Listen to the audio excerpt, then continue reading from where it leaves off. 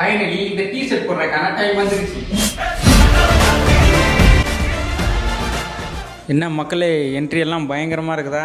என்ன 6 மாதமாக அந்த டிஷர்ட்டை பார்க்கும்போது எப்போ போடுவோன்னு துடிச்சிக்கிட்டே இருந்தேன். அதுக்கான வாய்ப்பு இன்னைக்கு தான் கிடச்சிச்சு. நம்ம இடத்துல வேறு புதுசாக தேட்டர் ஓப்பன் பண்ணியிருக்காங்களா, 3 ஸ்க்ரீன் வேறு இருக்குன்னு சொன்னாங்க. ஸோ இன்றைக்கி அங்கே போகலான்னு சொல்லி டிக்கெட் புக் பண்ணியிருந்தோம். மெயின் ஸ்க்ரீனில் டாப் ரோவில் அதுவும் கப்புள் சீட்டில் உட்காந்து இந்த படத்தை பார்த்தோம். எப்படி விசில் சத்தம் காதை கிழிக்குதா என்னன்னே தெரிலங்க.